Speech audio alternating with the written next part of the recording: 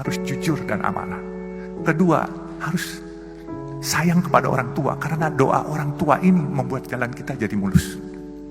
Saya selalu katakan kepada anak-anak saya, mungkin kalau kamu disuruh pilih sayang ibu atau bapak, kamu bingung. Tapi saya tekankan kepada anak-anak saya, pertama kamu harus lebih hormat, lebih sayang kepada ibu kamu. Baru kedua bapak kamu. Karena pengorbanan ibu kamu jauh lebih besar daripada bapak kamu. Ibu mengandung kita. Begitu kita lahir, kita disuapin, terus kemudian kita ngompol, kita buang air besar, tengah malam, lagi tidur enak-enak, dia bangun, dia susuin kita, kadang-kala cuci, kita punya ngompol cuci, kita punya bekas buang air. Kemudian dia didik kita, dia bawa kita ke sekolah, dia antar, diajarin kita. Kalau seorang ayah cuma cari nafkah saja diberikan, tetapi kalau yang mendidik anak-anak itu semua adalah, semua peran ibu sangat besar. Oleh sebab itu jangan sampai kita lupa akan pengorbanan seorang ibu. Dan pengorbanan seorang ibu itu tidak bisa diukur dengan materi. Saya pun kadangkala suka sedih. Saya kalau ke makam ibu bapak saya, andai kata saya masih punya ibu bapak, pasti saya akan sayangin lebih. Tapi ya, mungkin Tuhan berencana lain. Jadi mungkin saya harus jelaskan.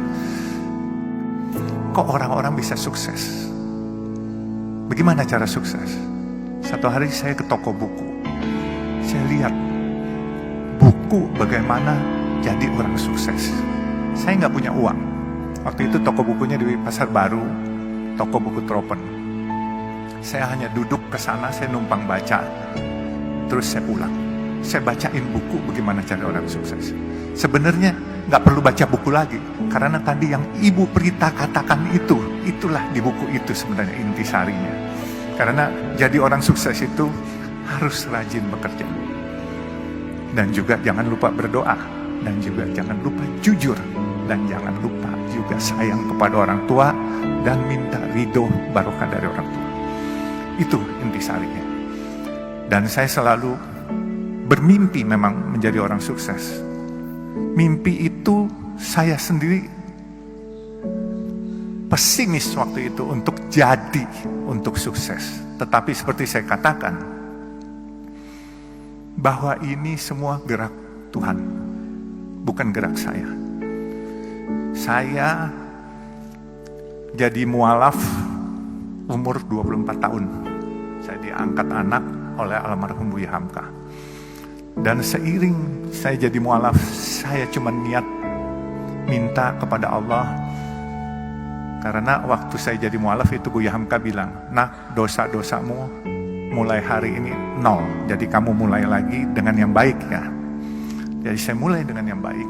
Dan saya niat minta kepada Allah, ya Allah, dengan perkenan Engkau, kalau memang diperkenankan, aku ingin mengharumkan nama Islam dan aku ingin sukses. Sukses itu entah bagaimana, apakah punya nama besar, apakah punya harta, saya bilang terserah.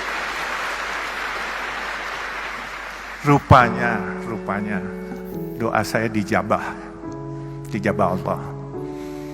Dan saya bisa mendapat kesempatan mempunyai usaha. Saya punya usaha kayu dulu di Kalimantan, saya bikin triplex. Tapi waktu Orde Baru, karena saya kurang dekat dengan pemerintahan waktu itu, akhirnya saya dikeluarkan satu surat untuk tidak dilayani dokumentasinya. Akhirnya saya tutup pabrik saya. 11.000 karyawan saya harus pulang ke Jawa itu semua. Dan saya nggak kecil hati. Saya bilang, ya Allah, kalau memang ini rencanamu, nggak apa-apa. 11.000 karyawan bedol desa semua pulang.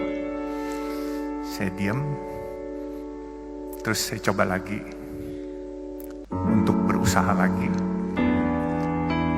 Tetap kadangkala jatuh bangun itu pasti. Ya ada hal-hal waktu 2008. Saya ingat itu pabrik tahun 94 saya tutup dan saya 2008 diajak seorang teman. 14 tahun saya pensiun, itu ibaratnya nggak ada kerjaan. Diajak seorang teman untuk ikut di perusahaan pemboran minyak lepas pantai. Tapi 1 tahun saya bilang ini bukan bidang saya. Kemudian saya tahun 2012 saya ditawarkan oleh pemegang saham yang sedang berantem, pemegang saham jalan tol Citra Marga Nusa Pala Persada. Itu jalan tol dalam kota, dan sekarang ini kalau perusahaan tol swasta terbesar adalah Citra Marga. Jadi saya ceritakan juga, inilah mungkin yang paling penting. Waktu saya masuk di Citra Marga, ini pemegang sahamnya berantem, menanyakan kepada saya, kamu berani nggak jadi direktur utama? Saya bilang, kenapa harus saya? Karena ini raksasa-raksasa lagi pada berantem semua. Waktu itu Citra Marga yang punya adalah Ibu Tutut di antaranya. Terus ada Robi Sumampau, Robi Kete, dan ini naga-naga semua lah. Kebenaran saya ini kelahiran Kalimantan Timur, dari Sungai Mahakam saya lahir. Lalu saya jawab sama teman-teman saya, selama nggak nyuri, saya berani apa saja saya bilang, dan tidak korupsi. Akhirnya saya ditunjuk sebagai direktur utama. Di waktu saya ditunjuk sebagai direktur utama, saya melihat karena ini perusahaan publik, pemegang sahamnya ini banyakkan institusi-institusi asing. Saya lihat ini perusahaan bagus. Kenapa saya bilang bagus? Coba pikirkan, ini kalau bukan gerak Tuhan, saya nggak akan memiliki perusahaan ini. Saya dulu punya perusahaan kayu, saya pernah punya restoran, saya pernah punya hotel. Hotel pelayanan nggak baik, omset akan turun, orang nggak balik lagi.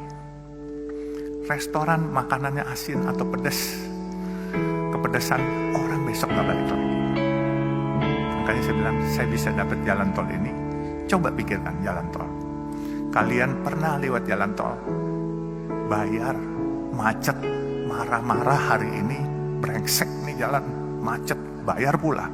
Besok kalian dengan senyum nganterin duit lagi kepada kita. Nah itu bedanya. Jadi jalan tol itu, mau keasinan, mau kepedesan, mau kemanisan, tetap dimanfaatkan. Nah ini semua gerak Tuhan yang milihin. Jadi saya berpikir gini, saya tidak punya rencana punya jalan tol. Tetapi jalan tol ini gini, kalau saya tidur jam 10 malam, itu truk-truk besar yang nyari duit sampai subuh jam 5 pagi. Kemudian kalau saya lagi melek bangun, sedan-sedan dan kendaraan umum dari jam 5 pagi sampai jam 10 malam. Nah jadi itulah perkembangan jalan tol. Bisnis ini beda dengan hotel, dengan restoran, dan yang lain-lain. Nah, saya bisa ceritakan, waktu saya lihat perusahaan ini bagus, saya kumpulkan teman-teman saya.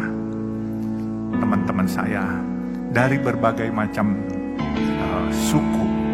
Ada yang Tionghoa, atau yang disebut asing. Jadi saya bilang, ini daripada asing yang miliki, kenapa nggak kita-kita? Kalian para asing, teman-teman maupun yang lain, ayo kita miliki. Mereka tanya sama saya, bagaimana? Saya bilang, gampang, siapin aja dananya, saya bikin asing ini keluar barangnya.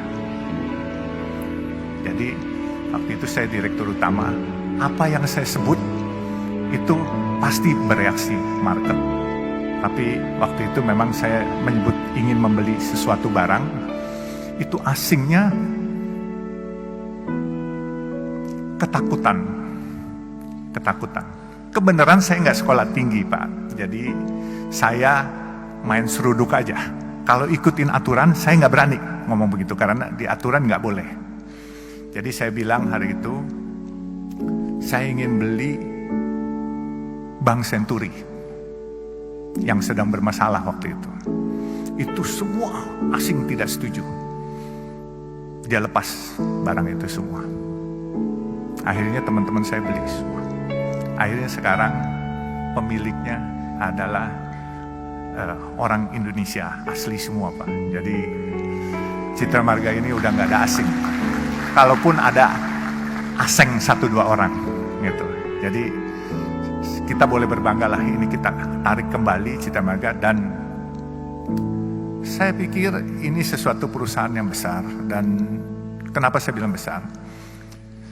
Dia punya omset untuk dalam kota 600.000 kendaraan per hari. Memang biaya pembangunannya cukup besar. 600.000 kendaraan kali 9.500 rupiah. Kurang lebih hampir 6 miliar, 5,4 miliar per hari. Bagian Jasa Marga separuh, bagian Citra Marga separuh. Tetapi uang itu dipakai untuk pembangunan. Pembangunan jalan tol lain. Bahkan kita lagi mau bangun dari Priuk sampai Peluit, itu kurang lebih 9,7 kilo. Itu biaya anggarannya kurang lebih 13,5 triliun. Lalu kita mau bangun, sekarang kita sudah ada Soreang Pasir Koja di Jawa Barat di Bandung. Dari Pasir Koja kita mau mengurai kemacetan di Bandung kota. Kita akan bikin jalan menembus Gatot Subroto, Soekarno-Hatta sampai Pasopati. Itu kurang lebih 9 triliun. Jadi 22,5 triliun kita butuhkan. Mungkin orang bertanya, kenapa saya dagang nasi kuning 3.000 rupiah? Tadi Pak Kemal nanya, kenapa nggak kasih gratis? Kalau saya kasih gratis, saya memonopoli sedekah itu dan saya memonopoli pahala itu.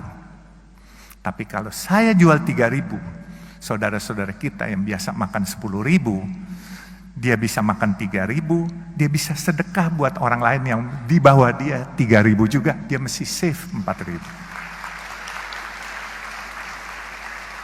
Jadi bukan bisnis aja yang nggak boleh dimonopoli, sedekah juga nggak boleh monopoli, pahala juga nggak boleh dimonopoli. Nah, saya tekankan, siapapun yang ingin ikut program nasi kuning saya, kemarin siang baru dibuka di Kelurahan Menteng, Jalan Anyar, bekerja sama dengan SMP negeri setempat. Itu nasi kuning, tapi dia seminggu sekali. Saya biasa buka Senin sampai Jumat, kita udah ada 12 outlet. Saya ada di Semarang, di depan markas tentara Kesatriaan, di Bandung, di depan markas Yonsipur, sama di Jalan Banten, situ ada 2. Terus kita ada di Cimanggis, Karawang, dan Jakarta. Jakarta cukup banyak kita. Di kantor Sunter, di Masjid Baba Alun di daerah Warakas, Papango. Nah, itu nasi kuning, program nasi kuningnya kita harus beli dari warung setempat. Saya bilang, nggak boleh kita masak sendiri, catering sendiri. Selama masih ada warung setempat, kita harus beli dari warung setempat. Ada 5 warung, kita gilir. Hari Senin warung pertama, Selasa warung kedua, dan seterusnya. Mereka tanya, kenapa? Saya bilang, kita mau sedekah. Mereka mau cari nafkah, warung-warung kecil setempat. Kita mau mencari pahala, cari barokah. Mereka mau cari uang buat anak-anaknya sekolah. Kalau mereka jual 10.000, kita di sampingnya jual 3.000. Yang dapat bukan barokah dari mereka, sumpah serapah. Karena mereka tidak bisa bersaing dengan kita. Jadi saya bilang, selain kita membantu kaum duafa, kita harus berdayakan warung setempat, bukan kita matikan. Supaya berkahnya itu kebagian semua. Kaum duafanya kebagian, warung UMKM-nya kebagian. Supaya semua barokah, everybody happy, kitanya pun juga happy. Nah, sekarang ini memang sudah mulai banyak. Dan saya menantang juga, kalau ada teman-teman atau adik-adik atau keluarganya, adik-adik yang mau buka warung nasi kuning, ini khusus buat kaum duafa dan fakir miskin. Ini bentuk rasa terima kasih saya. Saya rela subsidiin setiap hari. Bukan mau ria atau sok-sokan, bukan. Tapi saya berterima kasih kepada Allah. atas rezeki yang diberikan. Saya dari pedagang asongan, anak jalanan, sampai saya jadi hari ini. Saya pasti ini ada rahasia Allah yang dititipkan kepada saya. Dan rezeki orang banyak dititipkan pada saya. Ini bukan saya punya. Saya bersyukur itu 6 Februari 2018 warung itu saya buka. Saya cuma kasih 100 juta, warung itu sudah 2 tahun. Dan duitnya malah surplus. Sedekah saya mau lebih pun, saya rencananya 1000 porsi per hari, subsidinya itu kalau 10.000 saya jual 3.000, subsidi 7.000, berarti 7 juta satu hari.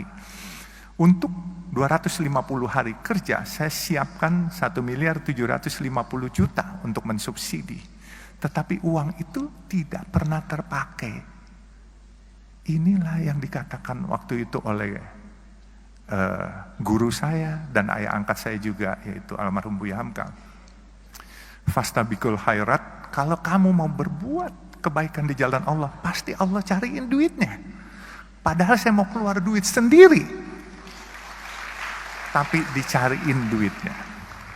Nah sekarang ini warungnya udah ada 12, di Banjarmasin juga ada.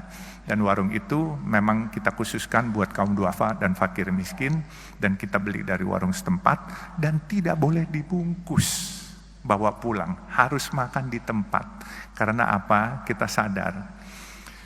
Masyarakat kita masyarakat yang kreatif dan pinter. Kalau dibungkus ntar dijual 6.000, mereka cari untung di situ. Jadi harus makan di tempat. Jadi nggak boleh dibungkus dibawa pulang. Kecuali makanan ini tidak habis, kami bungkus, kami bagiin ke lampu merah, kasih gratis, nggak dijual. Jadi mungkin nasi kuning sudah, bisnis sudah, dan saya tantang siapa yang mau buka nasi kuning, ayo, yang mau ikut gabung di perusahaan, ayo, ya kan. Sekarang perusahaan ini jujur saya juga kaget-kaget. Dulu mimpi punya pegang uang 22 juta aja kayaknya susah setengah mati. Tahu-tahu proyek dikasih 22,5 triliun dari pemerintah. Ini satu kepercayaan yang luar biasa. Anak jalanan loh, anak kampung. Dan saya cuma punya mimpi satu di terakhir lagi saya ceritakan. Mimpi saya baru terrealisasi 3. Mimpi saya adalah membangun tempat ibadah buat umat Islam, kebenaran agama Islam. Membangun masjid atau musola sampai 1.000 biji. Ya. Saya baru 3. Maaf, saya bikin masjid yang oriental look. Bentuknya Chinese look. Itu bukan apa-apa. Saya ingin menyebarkan syiar berdakwah, kebenaran saya keturunan Tionghoa, jadi saya ingin mencoba menyebarkan syiar kepada teman-teman Tionghoa, kebaikan dari agama Islam apa, supaya mereka tidak jauh, sehingga saya bikin bentuknya seperti yang ada di negara Tiongkok. Makanya saya bikin pertama di masjid di Warakas Papango, itu masjid Baba Alun pertama. Yang kedua, yang unik, saya lagi letakkan batu pertama, tahu-tahu di belakang saya ada yang bersuara waktu itu hari Sabtu, saya nyumbang boleh nggak? Saya bilang boleh. Nyumbang apa aja? Dia tanya. Saya bilang mau semen, batu, genteng, kirim aja, saya bilang. Terus nyaut lagi, saya bilang ngeyel banget nih orang, kalau gue bukan agama Islam boleh nggak? Saya bilang boleh aja, nggak punya agama juga boleh. Terus ngeyel lagi nyaut, kalau gitu gue sumbang semuanya deh. Saya lihat ke belakang, oh rupanya pemilik Artagraha Group, Pak Tommy Winata. Akhirnya beliau sumbang satu masjid di depan pintu Ancol Karnaval. Beliau agama Buddha. Luar biasa kebinekaan ini. Jadi disumbanglah satu itu. Saya bilang silakan pakai nama AGP. Enggak, dia bilang pakai Baba Alun AGP, Artagraha Peduli. Jadi masjid kedua. Masjid ketiga saya bikin hampir jadi di depan gerbang tol Depok Antasari, Desari. Kebenaran jalan tol Desari pun kami punya. Jadi jalan tol yang dimiliki Citra Marga adalah jalan tol dalam kota, bekerja sama dengan Jasa Marga. Depok Antasari kita bekerja sama dengan Wijaya Karya. Terus kita di Surabaya dari airport ke Waru. Kemudian di Bandung kita dari Soreang Pasir Koja, nantinya North South Link yang menembus ke Pasopati. Terus kita juga Cisumdau, Cilenyi, Sumedang, Dawan yang ke Bandara Kertajati. Dan di Bogor kita ada 40% dengan Jasa Marga kalau dari Sentul ke Bogor. Jadi alhamdulillah kegiatan tol ini cukup menarik dan cukup kita bisa mengikuti program Bapak Presiden menggalakkan infrastruktur. Jadi sekali lagi, inilah anak jalanan, pedagang asongan, tapi karena Allah mau apapun kun fayakun, bisa jadi apa saja. Semua intisari orang sukses sudah dibacakan oleh Ibu Prita tadi semuanya. Jadi camkan itu kata-kata, insya Allah kalian semua akan berkiprah dan sukses. Dan aku yakin lebih sukses dari saya. Amin, amin ya Rabbal Alamin. Kurang lebihnya saya mohon dimaafkan. Jadi ya inilah gaya bicara anak kampung yang nggak sekolah, tetapi ya mohon sekali lagi dimaafkan kurang lebihnya. Wabillahi taufiq wal hidayah. Wassalamualaikum warahmatullahi wabarakatuh.